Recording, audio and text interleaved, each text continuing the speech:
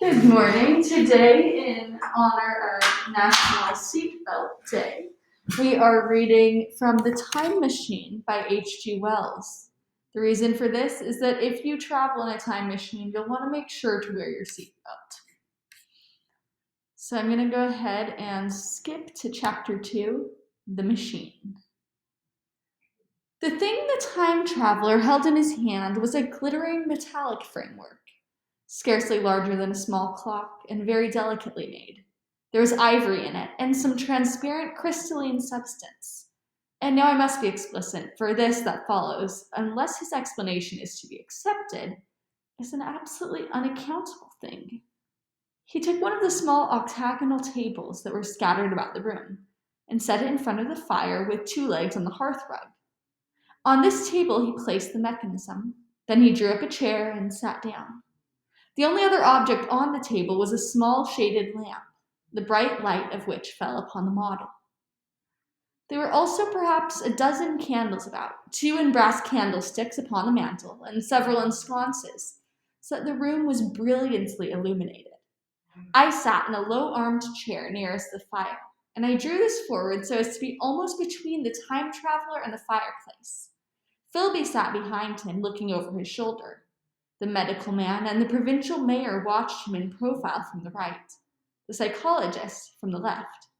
The very young man stood behind the psychologist. We were all on the alert. It appears incredible to me that any kind of trick, however subtly conceived and however adroitly done, could have been played upon us under these conditions. The time traveler looked at us and then at the mechanism. "Well," said the psychologist. "This little affair," said the time traveler, resting his elbows upon the table and pressing his hands together above the apparatus, "is only a model. It is my plan for a machine to travel through time. You will notice that it looks singularly askew, and that there is an odd twinkling appearance about the spar, as though it was in some way unreal."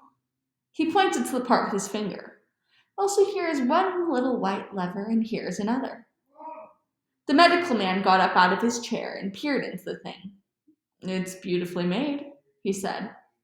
"It took 2 years to make," retorted the time traveler. Then, when we had all imitated the action of the medical man, he said, "Now I want you to clearly understand that this lever being pressed over sends the machine gliding into the future, and this other reverses the motion. This saddle represents the seat of a time traveler.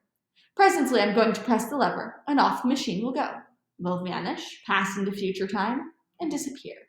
Have a good look at the thing. Look at the table too, and satisfy yourselves. There is no trickery. I don't want to waste this model and then be told I'm a quack."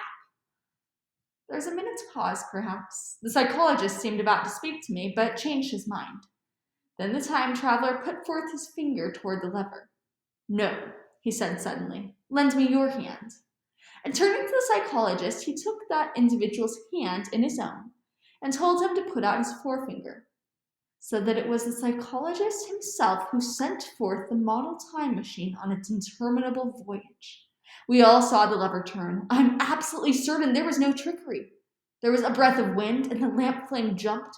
One of the candles on the mantel was blown out, and the little machine suddenly swung round, became indistinct, was seen as a ghost for a second perhaps, as an eddy of faintly glittering brass and ivory, and it was gone, vanished. Save for the lamp, the table was bare. And that is all for today. If you would like to read more of this story, visit Gutenberg.org.